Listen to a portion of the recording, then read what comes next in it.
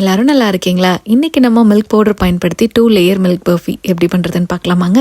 இதுக்கு ஒரு கடாயில் 4 டேபிள் ஸ்பூன் நெய் எடுத்துக்கோங்க. இதில் 3 பெரிய சைஸ் கேரட் துருவி எடுத்துருக்காங்க, 1 கப் அளவு. அதை அது கூட சேர்த்து அந்த பச்சை வாசம் போகிற அளவுக்கு லைட்டாக வதக்கிக்கோங்க. இப்போது 1/4 கப் அளவு சர்க்கரை அதில் சேர்த்துக்கலாம். சர்க்கரை நல்லா கரைஞ்சதுக்கப்புறமாங்க 1/4 கப் அளவு பால் சேர்த்து இந்த கேரட் அந்த பால் கூட வெந்து அந்த பால் சர்க்கரையெல்லாம் சுண்டி வரணுங்க.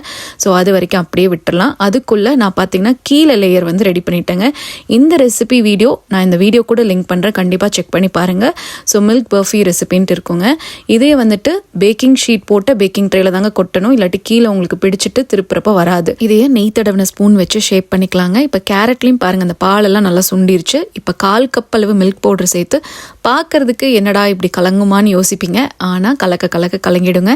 1/4 டீஸ்பூன் பார்த்தீங்கன்னா ஏலக்காய் தூளும் சேர்த்து கலக்கிட்டு எல்லாம் ஒன்று சேர்ந்ததுக்கப்புறமா ஒரு 3 டேபிள் ஸ்பூன் நெய் சேர்த்துட்டுங்க. அதை லைட்டாக கிளறி விட்டுட்டு மீடியம் ஃப்ளேமில் வச்சுட்டு கிளறிட்டே வர பேன் விட்டு இந்த மாதிரி சுருண்டு இப்படி வருங்க. அவ்வளோதாங்க, இது ரெடி ஆயாச்சு.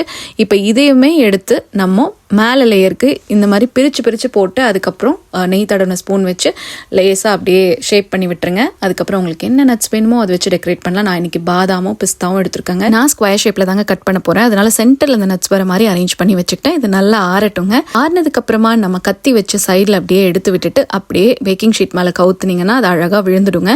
அந்த பேக்கிங் ஷீட்டெல்லாம் ரிமூவ் பண்ணிக்கோங்க. இப்போ இது மேலே ஒரு பேக்கிங் ஷீட் வச்சு ஒரு கஷ்டமான டாஸ்க் என்னென்னா இது கவுத்தி போடணுங்க. ஸோ அதுக்கு கொஞ்சம் போராடிட்டு இருந்தேன், அந்த வீடியோ நான் எடுக்கல. ஆனால் அழகாக கவுத்தி போட்டாச்சுங்க. ஸோ இப்போ ஒரு கத்தி எடுத்து அழகாக கட் பண்ணிடலாம். ஆனால் ஹல்வா மாதிரி இது கட் பண்ண வராதுங்க, லைட்டாக ஒட்டும். ஸோ நெய் தடவி தான் கட் பண்ணும். அவ்வளோதாங்க, நம்மளோட 2 லேயர் பர்ஃபி க்யூட்டாக ரெடி ஆயாச்சுங்க. இந்த ரெசிபியை மிஸ் பண்ணாமல் ட்ரை பண்ணி பார்த்துட்டு எப்படி வந்ததுன்னு கமெண்ட் செக்ஷனில் சொல்லுங்கள். இதோட இன்க்ரீடியன்ஸ் வித் மெஷர்மெண்ட்ஸ் டிஸ்கிரிப்ஷனில் கொடுக்குறேன், செக் பண்ணி பாருங்கள். தேங்க்ஸ் ஃபார் வாட்சிங்.